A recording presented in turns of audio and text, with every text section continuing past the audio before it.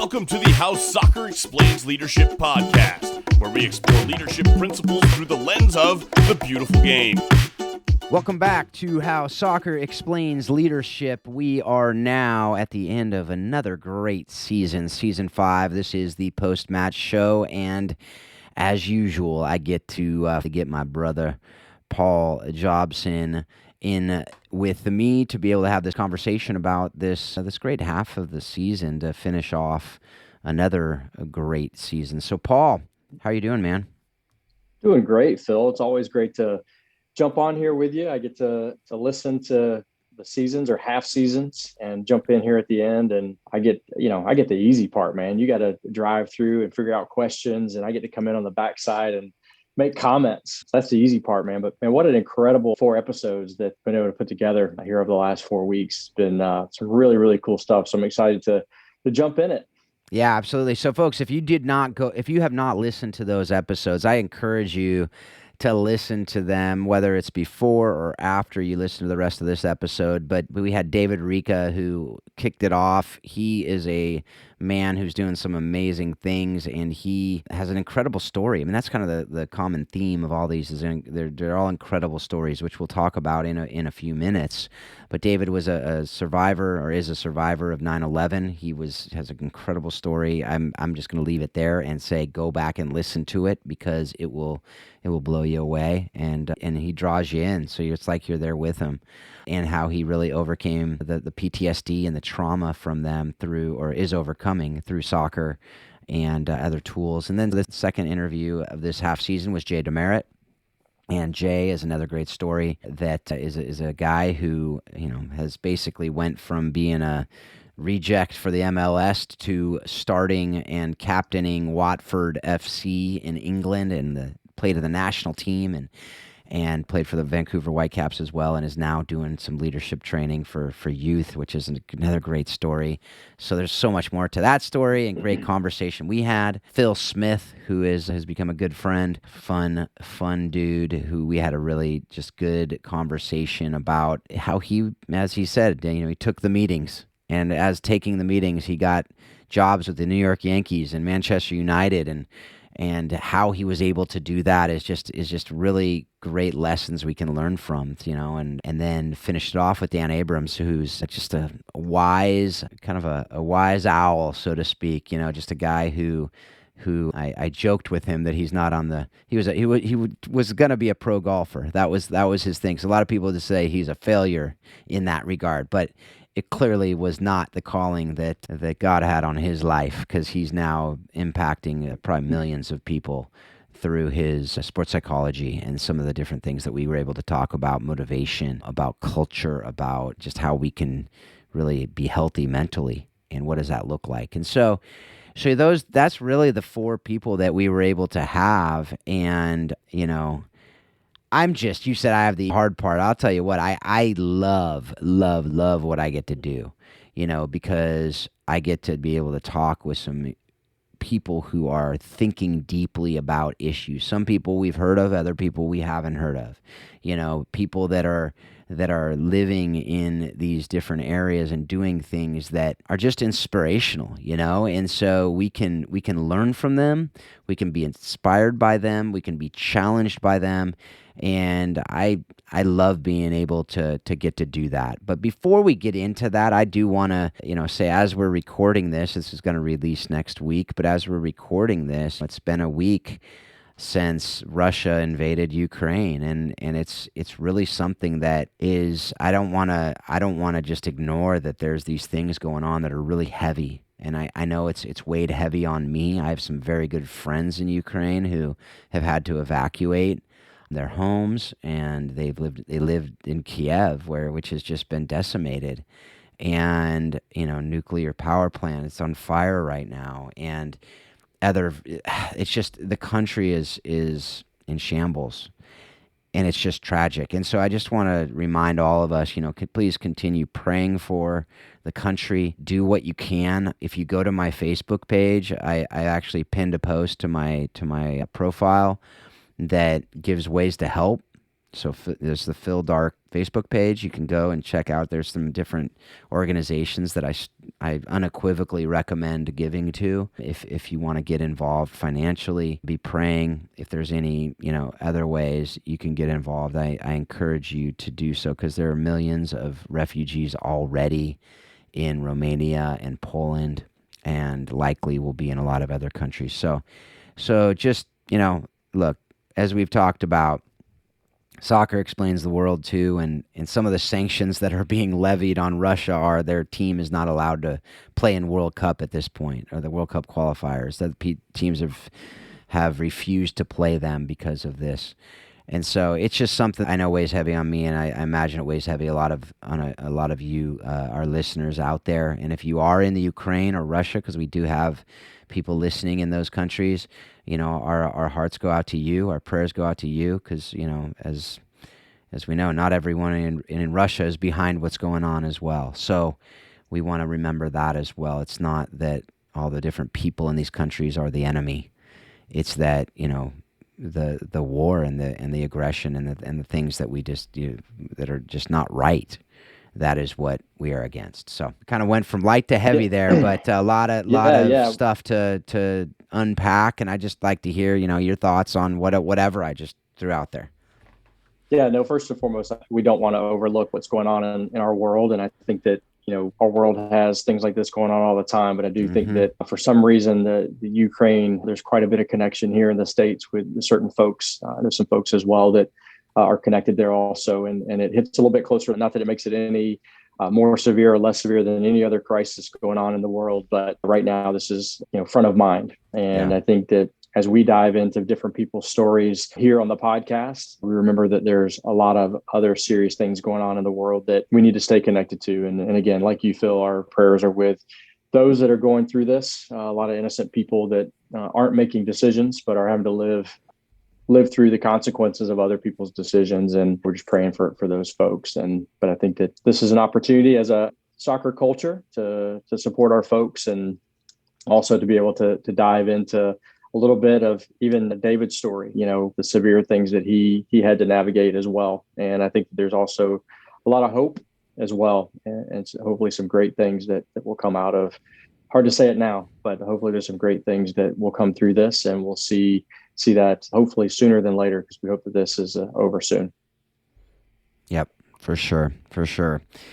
So right now, let's dive into the episodes. So, as I alluded to, there's just some great stories, right? And I think, folks, like, if you just look at a story and you go, oh, that's cool, that's your story, that's whatever, and you don't really learn lessons from them, I think, we're not giving, the full value of our stories, right? And so I look at it and I go, the lessons we can learn from these different stories. I was able to talk about several of those during those episodes. So I do encourage you to go back and listen and just, hear the commentary that I often provide in the midst of those episodes. But you don't get that opportunity, right? Like you're not there in the midst of the conversation, which hopefully we will get you to be able to do that now that you're retired and just sitting on your couch, watching TV. So we know that.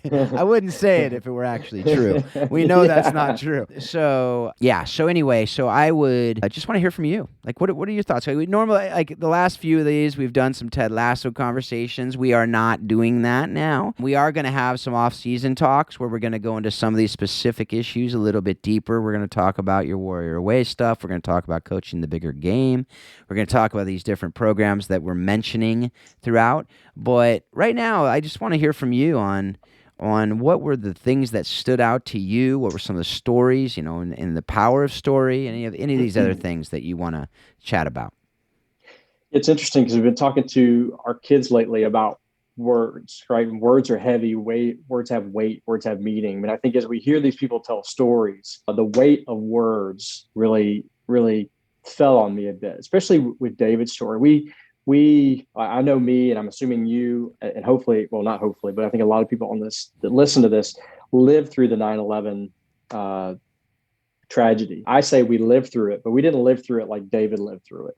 And I just remember as he's telling his story, I'm having visuals in my mind of the news feed that I was watching. Mm-hmm. You know, as he's telling the story of coming down the stairwell, or the noises that he's hearing while he's in the building, and while he's coming out into the lobby area or whatever the plaza area was. I remember seeing video footage of that and seeing the devastation on people and them being covered with ash. But as heavy as that was in the moment at the time and how vivid it is in my mind, I can't imagine actually having been in that.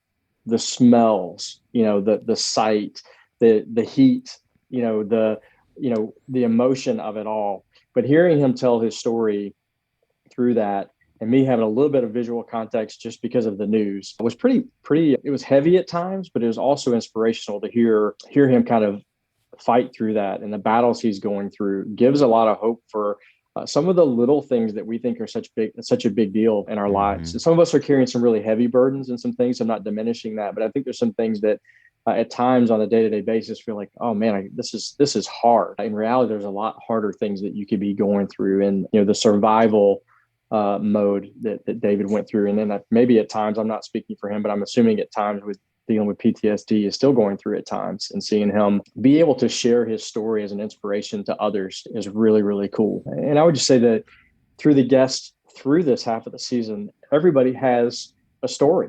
Yeah. They've gone through ups and downs, probably not anybody as heavy as what David went through, but Jay Demerit, he battled, what did you call him? Not a has-been of the MLS, but reject. Was a reject. Wow, he was. A reject. I know. He was. I know. Right out of college, right? He didn't get drafted. He didn't get picked up. He was on a reserve squad, and then they didn't take him. And he said, "Forget this. I'm going to go to Europe because it's way easier to play soccer in Europe than it is in the MLS." So yeah, and I know some of Jay's coaches, so I've heard backstories from the coaches' side of that as he's going through those things. But having goals and having dreams and being rejected and having to pick yourself back up, I mean, those are true things that happen, and Phil just kind of falls into things, it sounds like. I mean, that guy, I just want to follow him and do stuff with him. Phil needs to have his own podcast, but it doesn't need to, he also needs it's not a 30 for 30, but he can have a weekly reality show where somebody just follows him with a camera. I'd watch that on Clubhouse, and just, the times that I was fortunate enough to interact with him. That guy is just fantastic. But well, and like even during the interview, he's like, "Oh yeah, today I just ran into Rio Ferdinand on the street." Yeah, of course, because why wouldn't you? I mean, that happens all the time. But I ran into a local policeman down the street. He's my local celebrity here in Waco. That's right. So and then of course Dan and him, thinking that, when he turned 18, he said, "No, I'm going to be the best golfer in the world." Mm-hmm. And then coming to the realization that he was up against guys like Tiger Woods. Yeah. Yep. And now looking back with what we know now about Tiger Woods and the time that he came up, he's very smart. He says somewhere in the podcast about how he's not the smartest man, but he's also not daft, is one of the words that they use over there. But I'm like, dude, you've got to be one of the smartest people I've ever talked to in my life. So to hear someone as smart as him say that he's not very smart just shows kind of how he's navigated life and how he's humble about what he does. And one of the things that stood out to me with Dan was he's a great person who's making great people greater.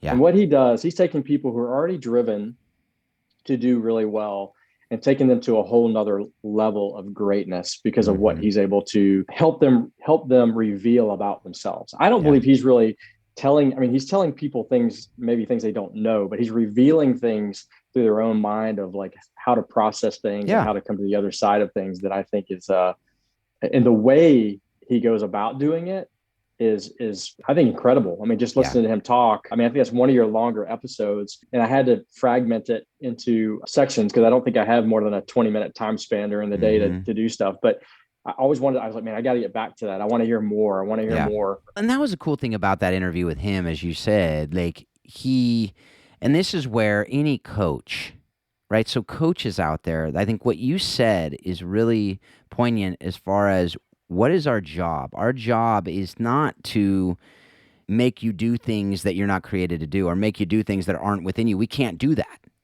What we're due is to bring out the greatness in you. Right? Or to expand your horizons, to understand that you have more to offer, right? Or that you are, as he said, part of my job and what I want to do as psychologist is to help to expand your definition of success,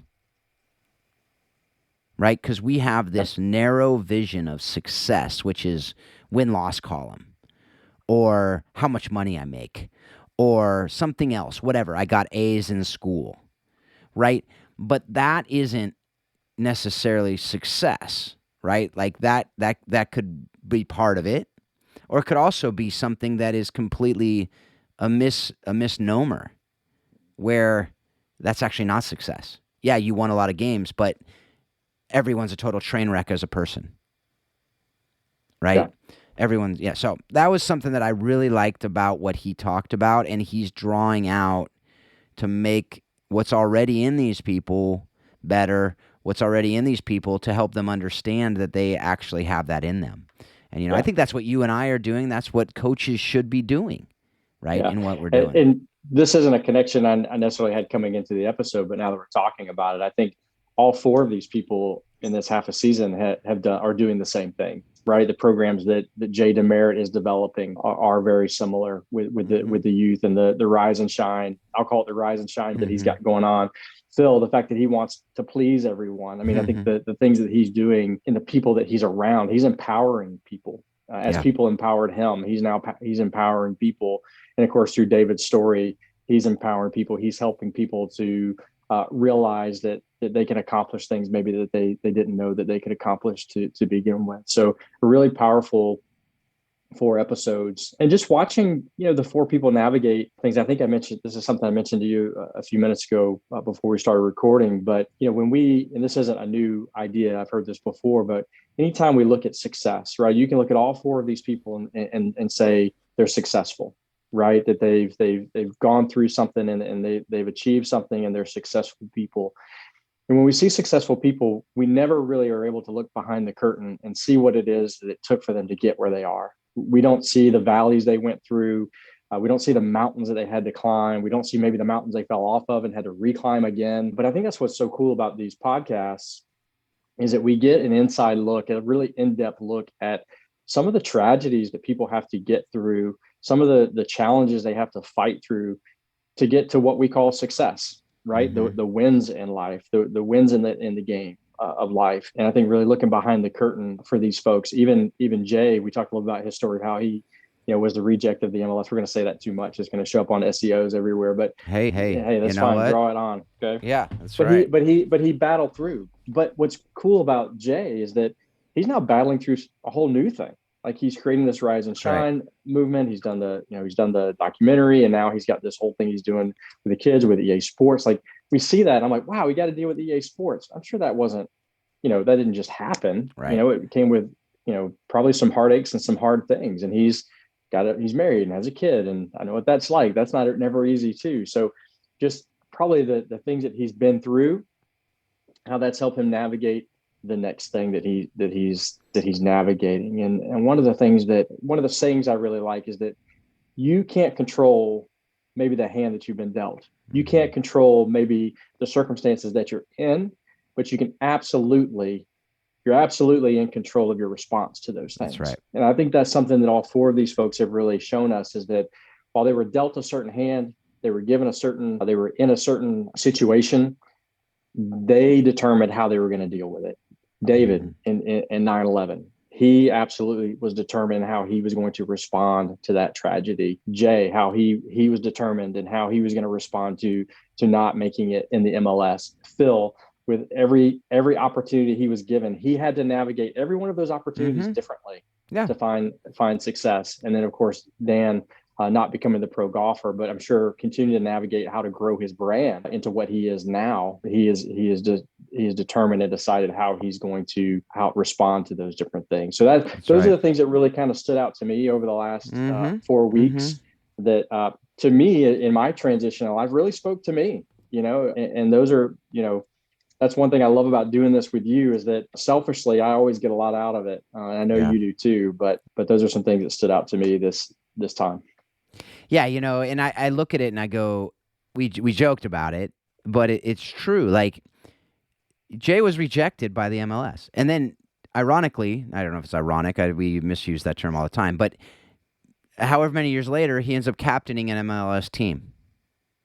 right? And becomes where they actually wanted to bring him back to play for them, right? He was I'm assuming they probably sought him out to say, hey, come play for us, right?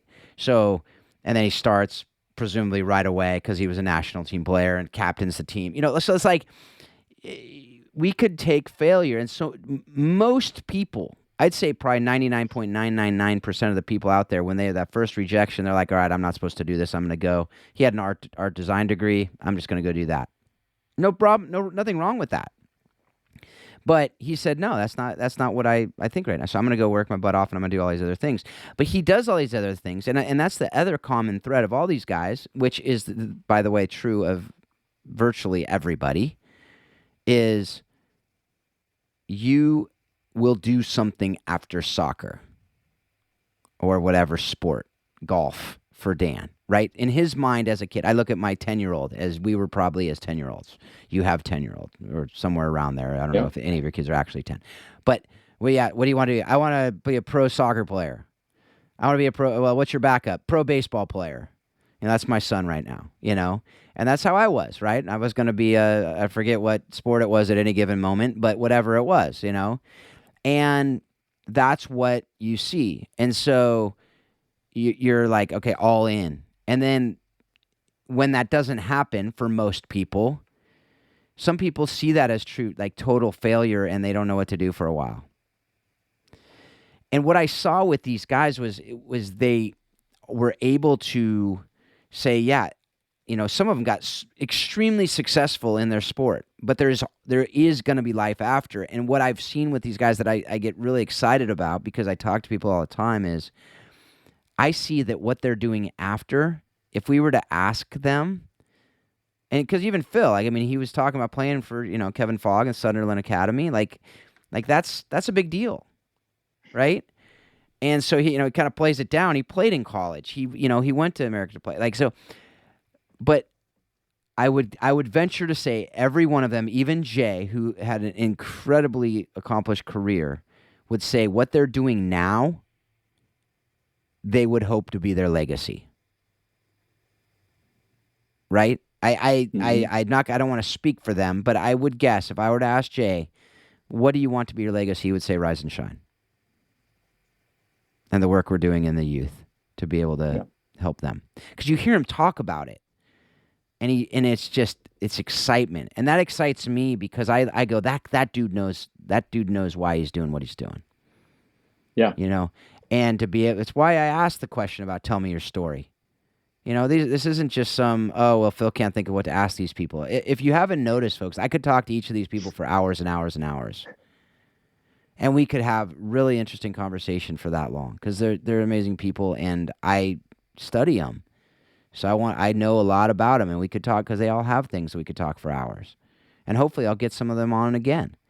But the story question is something I always want to ask somebody. And some of these stories were longer than others because they're great stories. That's what I loved about this half of the season. It was just so story-driven.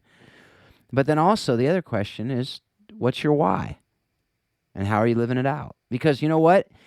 Some of them, you see, they hadn't really thought it through at the level. Like, it's funny talking to Dan. He's like, I probably should know this better because I ask people this and I tell people they need to do this, But if they haven't, then I really want to encourage them to think about being able to get it down to that one sentence, to be able to just say, this is why I do what I do, so that you can filter it through that. And I want you folks to be thinking about that. Because, if we're just doing this to have conversations and it doesn't actually apply to your life, then what are we doing? Like, I'm not going to stop tomorrow. But I know that these conversations that we're having will help us. As you and I are talking about, Paul, like it's going to help us, and it's going to help hopefully every one of you who are listening out there. As you're listening to this, things that we're talking about even today, you're going, yeah, I want to take that and I want to apply that. And if that's not doing it, then I'd say go find something else that will. And if it is doing that for you, then use it. And I encourage you to connect with us about these things. And also share it with others who it can help as well, because I have no doubt that if it's helping you, it's going to help others. But I want to get back to this conversation. So that was something that really, really stuck out to me, too, as what you just talked about there, that each of these people, as we're talking with them, like I love talking to Phil Smith, what he realized of all these amazingly cool stories, and I'm going to ask you what you think, What's the thing he's most proud of? His daughter? His daughter. Yeah. Right? Yeah. Like, if you could talk about one thing, he'd talk about his daughter. And that's Yes. so powerful. And this is Yeah. a dude, Manchester United executive. Like, how many people would be like, yeah, that's my crown jewel? No, his crown jewel, there's no doubt.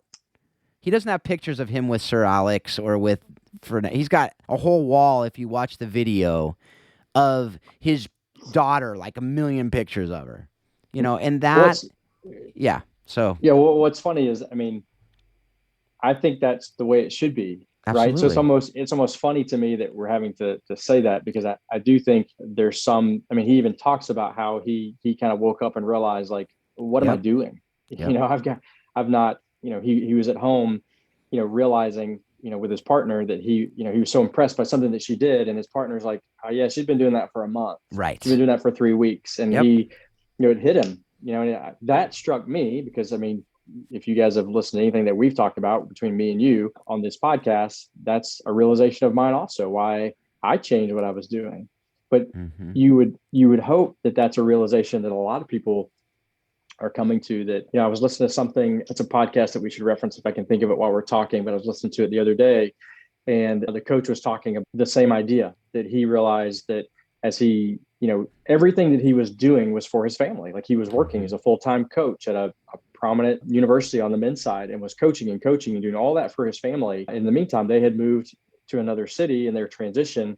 He's like, we won 2 championships and I didn't get to come home and celebrate with my family because we were already in transition and they had gone. And it's just a realization that they were making that move to be together. But in between, it stood out to me even more why they were making those decisions. And it definitely stood out to me with Phil's conversation. And if you follow any of his stuff, he's posting things about his little girl all the time. And like you said, she's a cutie. And I don't know what it's like to have my own little girl. So live vicariously through those of you who are blessed with little girls as I navigate stinky little boys. Yeah, they both, boys and girls, have their advantages and tough parts as well, and it's good though. It's and he's at a great age to be able to really enjoy her, and she's at that prime daddy age too for a little girl, which is just to jump in. You don't get them back, and even in Jay's conversation, you know, talking through his little one as well. Absolutely, you know, and navigating a lifestyle that allows him to pour into his as well. Yeah. So going back to the interviews and what you had mentioned too, just about, you know, these people they're learning too, right? So that's what I loved to hear throughout the conversations. And even, you know, so with David, he's learning. He's continually learning about, you know, this, and as he said, he's continuing to recover too. It's a lifelong process, as he said. Even telling the story again to me as we had a conversation helped him, right, and is helping him. You know, for Jay, as he's learning this new, you know, he's learning the self-leadership stuff. He's learning these things, a continual learner. Like I asked him about, what did you learn on the bench, right? And he's like, I can watch and I can learn. And that's something for us to learn. Like, if you're not the leader right now, make sure that you're not like just going, oh, I can't wait till I'm the leader. I can't wait till I'm the leader. I can't wait till No, like, be learning, be soaking it up, what you can learn. Every great leader has to be a great follower at some point. And so that's something you can learn. And then to hear, you know, Phil, as he said, he learned everywhere. As they talked about, go get some scars. As he said, he's not back in the Manchester United boardroom yet, but he's in a different boardroom, and he's learning, and he's getting those scars that you can only get from doing stuff and failing and doing stuff. And as we said, I think that was the clip we used, is don't be afraid of failure. Like, learn from it. As he said, you know, don't go seek it out, but fail and then get back up and learn from it. And then to hear, it was kind of cool. Like, I loved hearing Dan where he's like, I hope I'm not doing self-promotion here. I don't mean to be, but when I asked him, you know, what has he been listening to? And as he talked about his own podcast. And what I loved about it wasn't like, oh yeah, my podcast, I talk about, I'm so smart and I do all these things. And no, it wasn't that. And yeah, he is a smart dude. I felt like, you know, he's like, yeah, my job is to demystify these things. And I'm going, bro, you might want to bring it down another level. But, I think that there is he is demystifying things, but he still is, like I said in the interview, like when was a lawyer, I'd use terms unintentionally a lot of times. And people are like, I saw blank stares. And so I imagine he probably gets some blank stares to him. But so he's a really smart dude. There's no question about that, right? And he has a British accent. We've already talked about that. It makes him smarter, for sure. Yeah. There's no question. And he has the type of British accent that even makes him even smarter, right? So he's got like the right British accent. So if he's listening to this, his head is swelling as you're talking. Of course it is. And he's laughing. Yeah. He's laughing. Hopefully he's laughing because that was, you saw that if you watch the video, like I'd do stuff like that to him. I try to do that to our guests too. Phil maybe not as much because he kind of preempted it by saying that we weren't friends, so that kind of hurt me at the beginning of our interview. But for folks, we are friends. I'm just going to tell you that right now, whether Phil likes it or not. I know you too, Paul. Which is, that's big time. Doesn't get any bigger than that. So, but yeah. So with Dan, what I loved was he said about that was he said, I'm continually learning. He said, I thought I knew a lot about this stuff before I started doing the podcast. And honestly, folks, that's how I feel about this too. Like, I'm continually learning. I get to learn with this. But he said, but as I started learning from these people, I realized there's so much I still need to know. And that's such a great lesson in itself, folks. Know what you don't know. And if you think you know everything, go out and figure out what you don't know. Like make that, if you think you're at a point of coaching or of leading an organization or of doing whatever it is that you think you don't have any more to learn, make it a point to go out and figure out what you need to learn. Because that's a dangerous place if you think you got it all figured out. So I assume if you're listening to this episode or listening to this podcast, you're not that kind of thinker because you are a learner or else you wouldn't be listening to this. But if you know people who are going through that and like think, oh yeah, I'm at the top, we talked about it, right? Like the best players in the world, you look at Ronaldo or Messi or whatever, like they're the hardest trainers. I love that quote from Christian Bale. I always say Christian Bale, Gareth Bale. Christian Bale probably has some great quotes too. I always say Christian Bale because, in Batman, he had some really good quotes probably in some other movies that he made. But he had lines. Yes, lines. That's true. They weren't. That's true. They weren't his quotes. That's true. Good point. He might have some quotes in interviews. But anyway, Gareth Bale said when he got to Real Madrid, he went out there and he got out there an hour before practice started to make sure he was the first one out there to get training, and he realized he wasn't because Ronaldo was out there before him. And that stuff is the things that, whatever you think about Ronaldo, he's one of the world's best players, and he's still training more and more because he knows he can get better and he knows he can learn. And so that's something that we as leaders, I listened to the book by, and this is kind of a dueling as a recommendation for this episode too, but The Challenge Culture, which is the book that Matt Parker, back early episode of this podcast, recommended. But Nigel Travis, who is the chairman of Leyton Orient, and he was the CEO of Dunkin' Donuts as well, and Blockbuster and a few other organizations. But one of the things that was really clear in that book's about pushback. Great organizations thrive on pushback. And inherent and implicit in pushback is learning. If you're seeking pushback, you're learning through the pushback because you're inviting people in to challenge the status quo. And if you're going to be challenging status quo, presumably part of that will be learning what the new is. So anyway, those are all things that I pulled out of there too. But anyway, any other thoughts from you? No, I just that correlation of, how these conversations meet real life. Some of the things that we're doing through Warrior Way, we're doing some consulting, and I'm talking with a lot of different clubs about some different things, and sitting in a boardroom with some club directors. I think I'd actually listened to the Demerit interview on my way to this meeting.